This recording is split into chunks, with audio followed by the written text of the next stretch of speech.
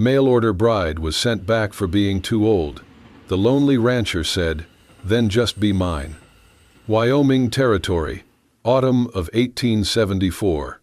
The wind swept across the open plain, carrying with it a dry whisper of dust and distance. Denton Hollow was no more than a few wooden buildings hugging the railway line, but today the station platform stirred with life. Children clutched their mothers' skirts, men leaned on fence posts, and voices murmured in anticipation. The afternoon sun slanted low, casting long shadows on the dirt-packed ground. The train let out a final shriek as it hissed to a stop. A rush of steam clouded the steps of the last passenger car. From within emerged Maisie Wynne. She stepped down carefully, one hand gloved in cream, the other gripping a modest leather valise. Her dress was sky blue, simple but dignified, with faded ivory trim along the collar and sleeves. Dust clung to the hem, but the bodice remained impeccably pressed, her posture steady, despite the long journey from Missouri. A soft hush fell over the small crowd as she stood there, her eyes scanning faces. She spotted them quickly. Mrs. Lockhart, a sharp-eyed woman in black lace gloves, flanked by her son Riley and his older sister Miriam. Riley, barely 20, shifted awkwardly in his boots. Mrs. Lockhart advanced like a general surveying a battlefield. Maisie smiled gently, took a step forward, and offered her hand. "Mrs. Lockhart, I'm Maisie Wynne. Thank you for—" The older woman raised a hand to silence her. Her gaze swept Maisie up and down, lingering on the creases near her eyes, the faint lines around her mouth, faint but present. "You're older than we expected," Mrs. Lockhart said flatly. Maisie's smile wavered. "I'm 28, ma'am." It was written plainly in the letter. 28. The words rolled off her tongue like a curse. "We were told you were youthful. You do not look youthful. You look worn." Maisie's breath caught.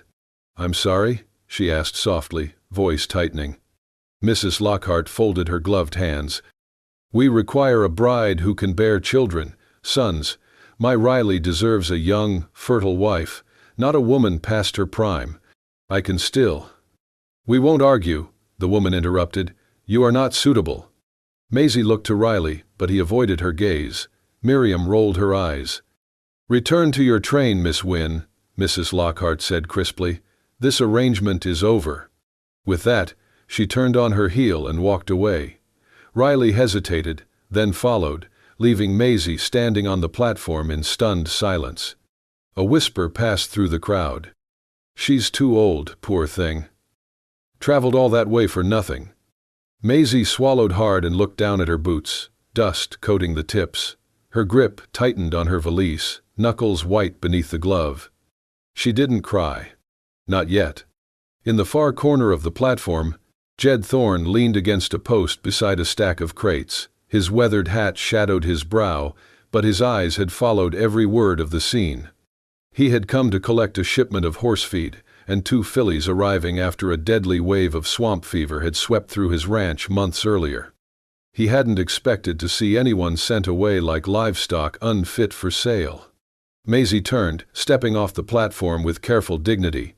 Her face was calm, but her chest rose and fell with quiet, controlled breaths. The train hissed behind her. Jed watched her walk past him. Then he stood upright, brushed the dust from his coat, and followed. He approached slowly, not wanting to startle her. She noticed him when his boots crunched the gravel beside her.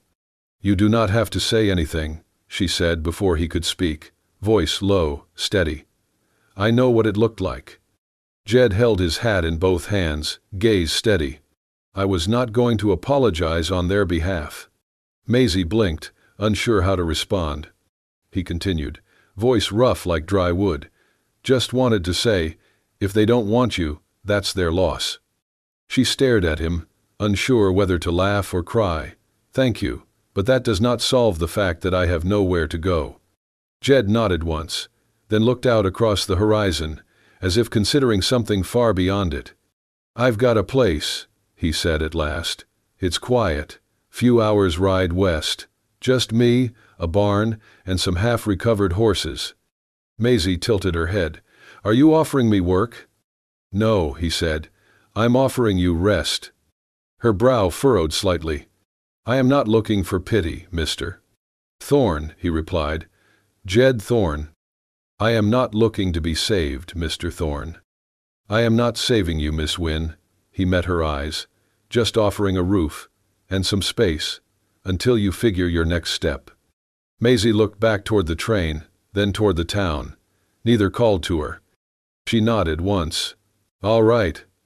Jed put his hat back on, gestured toward his horse tied nearby. "Then let's ride before someone decides to give you more advice."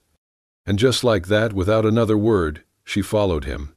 Dust kicked up behind them as the train whistled once more, and Maisie Wynne did not look back. The ride west was quiet. Jed didn't speak much, and Maisie didn't ask questions. The trail was long, winding through sagebrush and cottonwoods, over shallow creeks and under the stretch of sky so wide it felt like a weight. By the time they reached the ranch, the sun had begun its slow descent behind the hills. Jed's homestead sat on open land, the house plain and worn but sturdy. Beside it stood a barn, weather-beaten, flanked by 2 long rows of empty stables. The wind moved through the hollow stalls like breath, through an old flute, soft, mournful. Maisie dismounted slowly, her legs stiff from the ride. She turned, taking it in. "Where is everyone?" she asked quietly. Jed led his horse toward the post, his voice gravel-low. "They're gone. Sold or buried. Swamp fever took most of the herd last spring. Rest were too sick to work. Had to let 'em go." Maisie followed his gaze to a small paddock where 3 horses moved slowly, 2 limping, 1 favoring a front leg. And then she saw him, a dark bay gelding, standing alone in a small pen at the far end of the barn. He was thin, his left hind leg bowed unnaturally. But he held his head high, one ear twitching at their presence. Jed noticed her eyes settling there. "He's the first I ever broke," he said. "Came to me near dead, thought he wouldn't last the winter." Maisie turned to him. "Why not sell him? He's of no use now." Jed untied his horse, leading it toward the barn. "Some things earn the right to stay, even when they can't earn their keep." The words sat with her as he walked ahead. Inside the house, it smelled of dust and old wood. Maisie stepped into the kitchen, where the light was thin through the windows. Cobwebs clung to the corners. The stove was cold. On a high shelf, behind an empty jar, she spotted something odd, a glass container half full of strawberry preserves. A faded label curled on its side. "Ma's Jam, 1863. Maisie reached up, touched the edge of the jar. The glass was warm from the sun, but something in it felt soft, like a memory not quite gone. She left her valise near the door and wandered into the next room. A plain parlor, a cracked leather chair, a stack of books no one had read in years. Yet there was care in the way things were kept, not polished, but not abandoned. Jed appeared in the doorway. "There's a room at the end of the hall. No key, but the door sticks when it's cold." She nodded. "Thank you." They didn't speak of what came next. They didn't need to. That night, Maisie lay on the small bed beneath a quilt stitched in faded blues and greens. The wind pushed gently at the windows, and the house creaked with age. She didn't sleep much. But in the morning, when she opened her door, she found a small tin cup sitting neatly on the floorboards. Inside, warm milk, still steaming. No note, no explanation. She glanced down the hall, but the house was silent. Every morning after that, it was there. Always warm, always waiting. One afternoon, while scrubbing linens in a metal basin out back, Maisie's hand slipped against the washboard. A harsh scrape opened the skin at her knuckle. She winced, holding it under cold water, biting her lip against the sting. Jed said nothing when he passed by with a bucket of oats, but the next day, beside the milk, lay a small wooden scoop, smoothed and polished, the handle carved with simple, delicate swirls. She turned it over in her hand. He had made it. He never mentioned it. Neither did she. The days moved slowly. Jed worked from dawn until the stars appeared, mending fences, tending horses, oiling tools that hadn't seen care since spring. Maisie cleaned what she could, reorganized cabinets, boiled water for laundry. She never overstepped, but never stood idle. Sometimes they passed each other without a word, just a glance. Just enough. There was no laughter in that house, no music, but the silence wasn't empty, it was waiting. And in that quiet, something unnamed began to take root. The porch creaked softly beneath her boots. Maisie sat in the far corner, wrapped in a shawl borrowed from the back of a chair. The twilight air was cool, edged with the faint scent of pine and horses. A lantern glowed faintly beside her, its light flickering over the paper in her lap. She wrote slowly, deliberately, each stroke of her pen measured and careful. It was the same letter she had written a dozen times before, and never mailed. Jed approached from the side yard, steps slow, unhurried. He carried a small oil can and a worn piece of cloth, tools for the hinges on the barn doors. When he saw her, he paused. He didn't speak at first, but after a long moment, voice low, he asked, "You still write to him?" Maisie looked up, startled not by his question, but by the gentleness in it. She lowered her pen. "I suppose I do," she said softly. "Not that it matters anymore." Jed nodded, neither encouraging nor discouraging, just listening. Maisie folded the letter, not sealing it. She looked out at the hills. His name was Sam. He volunteered in '61, said it was his duty, said it would be quick. We were to be married that spring. Jed didn't move. He never came back, never wrote after the second year. I waited 3 more, then I stopped. A long silence passed between them. "I thought maybe," she whispered, "if I went far enough, started fresh, I could forget waiting." Jed's gaze lingered on her a moment longer, then turned away. He said nothing. He simply stepped down from the porch, crossed the yard, and disappeared behind the barn. Maisie stayed seated for a while longer. Her fingers ran along the edge of the letter, smoothing a crease that wouldn't stay flat.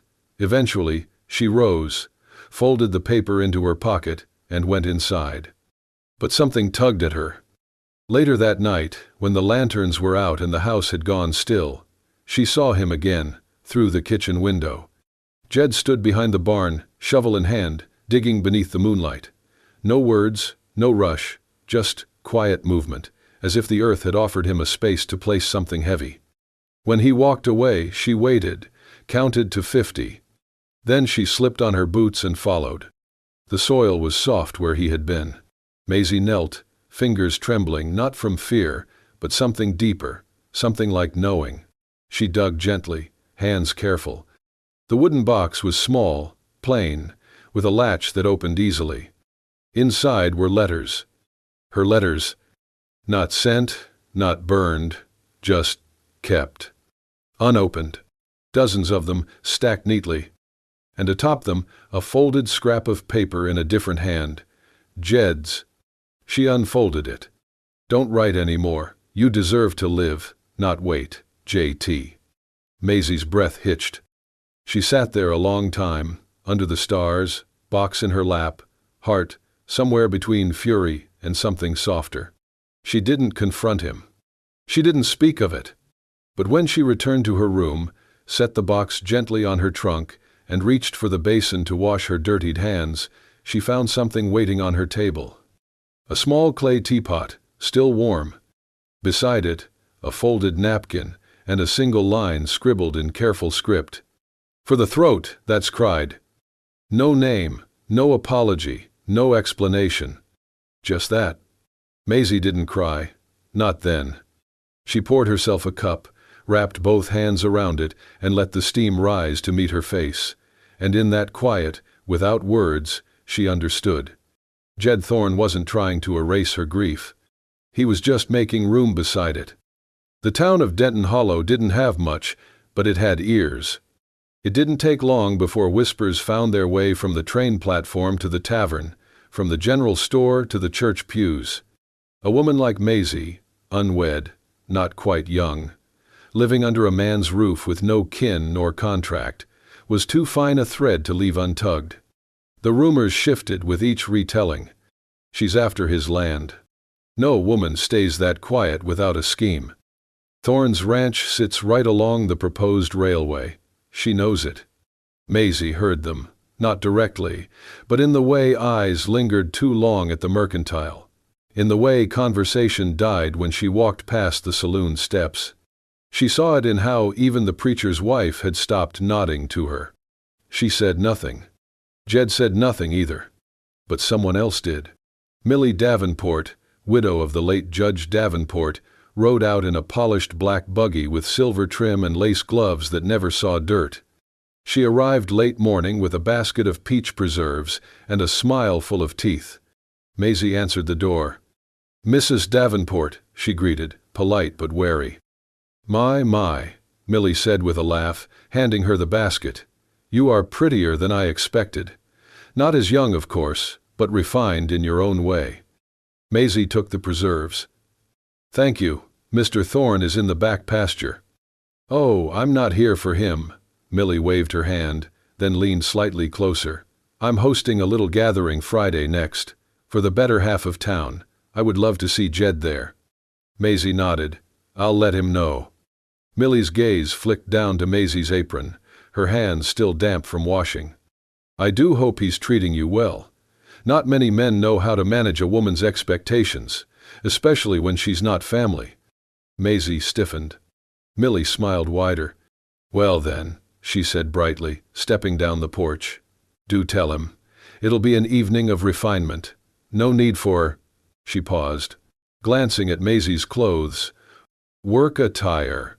She left in a swirl of perfume and polished wheels. Jed didn't mention the invitation until Friday afternoon. "Got asked to a party in town," he said, not meeting her eyes. Maisie nodded once. "You should go." He looked at her then. "You'd come too if you wanted." She smiled politely. "That is not my kind of place." He hesitated, then left to change. That evening Maisie stayed behind.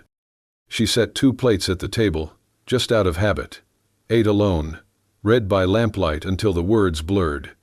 When Jed returned, the house was quiet. In the morning, she rose early and began packing. She didn't rush. She folded her dresses carefully, tied her letters with string, gathered her few belongings into the same leather valise she had arrived with. On the nightstand, she left the wooden scoop Jed had carved. The sun was barely up when Jed noticed the light in her room was already out. He stood at her door, lifted his hand, paused, then lowered it. Maisie never said goodbye, and Jed never asked why. But the silence in the house that followed said everything. The wind shifted 2 days after. Maisie left. Jed noticed it first in the stillness of the air. Too quiet, too dry. The grass along the southern fence crackled underfoot. By mid-morning, the sky wore a strange tint, like something was waiting to break. He was in the barn, checking bandages on the bay gelding's weak leg, when the scent hit him, sharp, acrid, unmistakable. Smoke. He turned toward the northern window and saw it, a thick column rising, black against the sky. Then came the crackling, the roar, like thunder without rain. The far end of the barn was ablaze.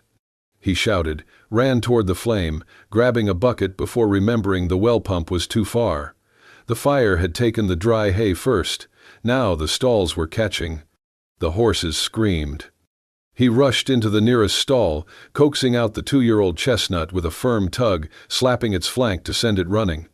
He turned back, but the smoke thickened, choking, clawing at his throat. "Damn it," he coughed, stumbling deeper. The old gelding was still there, frozen in his corner. Jed reached for the halter. A beam groaned above him, then fell. Jed barely ducked, but the edge clipped his shoulder, slamming him against the stall. The world spun. Smoke filled his lungs. He couldn't move. Maisie had not made it far. The stagecoach she hoped to catch had broken down a few miles outside Denton Hollow. She was walking along the ridge when she saw the smoke, rising from the direction she knew too well. The ranch. She didn't hesitate. Her boots bit into the dirt as she ran, skirts flying, valise abandoned on the roadside. She didn't stop until the outline of the barn came into view, half engulfed, flames licking at the rafters. "Jed!" she screamed, her voice raw. No answer. She grabbed a water pail from beside the well, flung it at the wall. Useless. Then she yanked open the main door, nearly blinded by smoke and heat. "Jed!" she cried again. A cough, weak, from the back. She pulled her shawl over her nose, plunged into the haze. She found him slumped against the side of the last stall, one arm shielding his head, the other limp. A bloody scrape ran down his temple. "You stubborn, stupid man," she whispered hoarsely. She looped his arm around her shoulders, bracing her feet. "I've got you," she said. "You don't get to die in here." He groaned. "Maisie? Do not talk, just move." She dragged him through the heat, past falling embers and groaning beams. Her sleeve caught fire at the edge, and she slapped it out with one trembling hand. Smoke clawed at her lungs. They stumbled out into the light just as the roof of the barn gave a final shudder and collapsed behind them in a storm of ash and sparks. She collapsed beside him in the dirt, gasping. His eyes fluttered open. "You came back," he whispered. Maisie looked down at him, her voice trembling. "Of course I did." His hand reached for hers, covered in soot. "I thought you were gone." "I was. Then I remembered you do not know how to take care of yourself." He tried to smile, winced instead. "You saved me." Maisie blinked against the tears that rose unbidden. "You saved me first," she said. "Back at that train station, you just didn't know it." They lay there, smoke curling into the sky, the remains of the barn glowing behind them. Her arm burned along the edge where the fire had kissed her skin. But she didn't let go. Not this time. The fire had left the barn in ruins.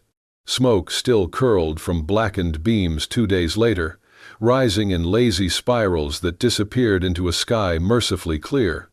Inside the house, the air smelled of ash and salve. Jed lay on the cot near the hearth, a bandage wrapping his left shoulder, his face bruised and raw in places. His breath came slow but steady. He hadn't spoken much, just nodded when Maisie gave him water, grunted softly when she applied the ointment to the scrape on his temple. Maisie worked in silence. She sat beside him now, wringing out a cloth, gently dabbing at the edge of his jaw where smoke had burned the skin. Jed winced, but didn't pull away. "You could have died," she said, voice barely above a whisper. He was quiet a long moment. Then, softly, "Would have been easier." Maisie paused, cloth stilled in her hand. Jed opened his eyes, looking at her without flinching. "I did not think anyone would come back for me." Maisie's breath caught. "I thought, people leave, that's what they do, they go, and I stay, that's the way it's always been." Her hand trembled just slightly as she lowered the cloth. "Maybe they left," she said slowly, "because they were waiting for you to ask them to stay." Jed's throat moved as he swallowed. He looked away. She didn't press, just sat there, watching the fire, its glow soft against the bandages on her arm. Then, without turning to him, she said, "I didn't come back because I owed you, or because you were kind. I came back because I wanted to." He looked at her again. "I don't need to be kept," she continued. "I just need to be chosen. Once, honestly, without shame." For a long time, the only sound between them was the crackle of the hearth. Then Jed reached out, slowly, as though unsure the motion would be welcome. His hand found hers, rough, calloused, warm. He didn't squeeze, didn't hold tight, just rested there. Maisie looked down at their hands, and turned hers slightly, so her fingers curled around his. No kiss, no promise, just touch, solid, human, real. They sat that way for a long time, two people who had never asked for much, finding something more than either expected. Not safety, not certainty, but choice, and the beginning of something that didn't need to be named. The autumn air had turned crisp, the kind that bit gently at the cheeks and made the smell of cider and roasted chestnuts drift longer through the wind. Denton Hollow's fall fair was in full swing, bright banners fluttering above hay bales and booths where children lined up for sweet cakes and men haggled over barrels of apples. But near the train station, the mood was quieter. Maisie stood at the edge of the platform, her shawl pulled tight against the breeze, her small valise resting by her feet. Her gloves were already on, the ticket tucked into her sleeve, worn soft from the grip of her fingers. She had told no one she was leaving. Not even him. The train's whistle echoed faintly in the distance, one long call, like something crying across the land. Maisie looked up at the tracks, then down again. This wasn't running, not really. It was just moving on, again, like she always did. When things got too warm, too close, too real. She turned when she heard the murmurs. A small hush was falling across the crowd behind her. Heads turned, voices lowered. Then she saw him. Jed Thorne. Walking with a slight limp, one arm still bandaged tight across his ribs, his coat buttoned wrong, as if he had dressed in a hurry. But he was upright, and he was there. He didn't look like a man comfortable being the center of anything. But he walked through the crowd like it didn't matter. Eyes followed him as he stepped onto the platform, stopping just a few feet from her. Maisie blinked. Jed. He didn't let her finish. He looked not just at her, but at the people now gathering to listen. His voice was rough, but strong enough to carry. You all saw her the first time she came here. He gestured faintly to the crowd. You saw how she was sent away, told she was too old, unwanted. A few people shifted. Some looked down. Jed turned back to Maisie. But what you did not see, he continued, softer now, was what she did after. He pointed toward the ridge. She came back, into fire, into danger. She pulled me out when no one else would have dared, not because she was told to, but because she wanted to. He paused. Maisie felt her throat tighten. Then Jed took a breath. If they sent you away because you're not 20 anymore. His eyes didn't leave hers. Then let me be the man who keeps you, not because I need a wife, but because I need you. The words hung in the air, still and raw. No one spoke. The wind tugged at the hem of her dress. The train whistle called again, closer now. Maisie felt every heartbeat in her chest like a hammer. Then, from the back of the crowd, someone clapped. Once, twice. An old man in suspenders, nodding slowly. Then another joined. And another. Soon, the whole platform erupted in warm applause. It wasn't loud or dramatic, but real, honest. Jed stepped closer. His voice was barely audible now, meant only for her. I should have said it sooner. Maisie stared at him. At the man who had offered her nothing but silence, kindness, and shelter when no one else would. She looked down at her valise, then dropped it. It landed with a soft thud against the wood. The crowd hushed again as she stepped forward. She didn't say a word. She just reached out and took his hand. And for the first time, they stood side by side, not because one needed saving, but because they had chosen each other. No longer the woman who was sent back. Now the woman who was staying, because someone finally asked her to, and meant it. The autumn fair passed, and with it, the need for goodbyes. Maisie stayed. The town that once whispered now nodded with respect when she passed. No one spoke of her as the woman who came and was rejected. They spoke of her as the woman who returned through smoke and fire, not to be claimed, but to choose. The ranch began to heal. Jed rebuilt the barn, slower this time, with Maisie handing him nails and holding beams. The horses multiplied, 2 foals born that winter. Maisie opened a small school on the porch for children whose parents could not afford to send them far. And each morning, Jed still left a warm tin cup outside her door. Even after they began waking in the same room. One evening, near the end of March, the orchard bloomed early. Maisie stood beneath a tree, reaching for a crisp apple that had ripened too soon. Her hair had come loose, swept behind one ear. She wore no bonnet, no gloves. Jed walked up quietly, holding something behind his back. He did not clear his throat. He did not speak until she turned. Then, in the golden hush between sunset and starlight, he knelt down in the dirt. He opened his hand. A ring, rough, darkened metal, not polished, but strong. I had it made from the shoe off that stubborn old gelding, he said. Figured it's seen enough miles to mean something. Maisie blinked, lips parting.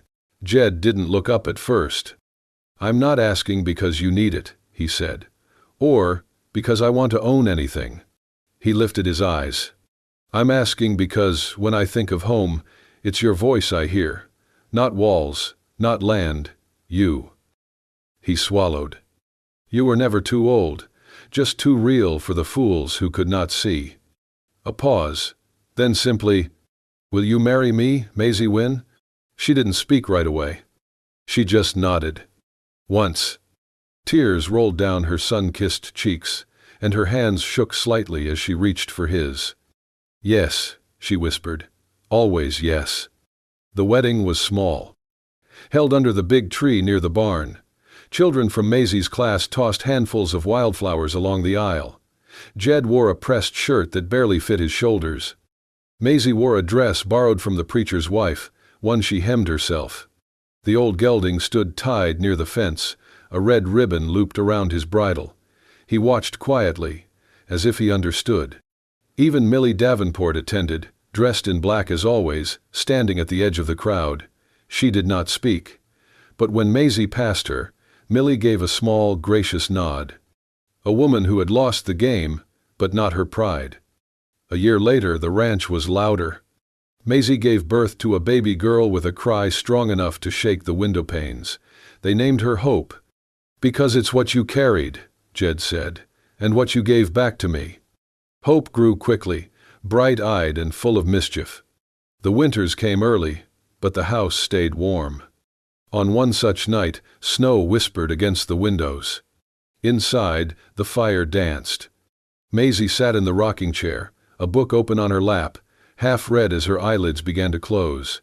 Hope slept bundled in a quilt beside the old gelding, who had wandered up to the porch and laid down as if to guard her. Jed sat near the hearth, repairing a torn saddle strap with quiet care. No one spoke. No one needed to. Because sometimes the loudest love is the kind that simply stays. And in that small house beneath the Wyoming sky, with its creaking floorboards and warm milk, with its soot-stained walls and whispered beginnings, Maisie Wynne no longer had to leave. She had already arrived. And so, beneath a sky that had seen loss and fire, silence and spring, love stayed. Not because it was loud, not because it was perfect, but because it was chosen, again and again. If this story stirred something in you, if it made you believe, even for a moment, that love can rise from ashes and dust, tap that like button to keep the spirit of the Wild West alive, and hit subscribe to join us for more true-hearted tales of passion, sacrifice, and second chances. This is Wild West Love Stories, where bullets missed, but hearts didn't. Until next time, ride safe and love fierce.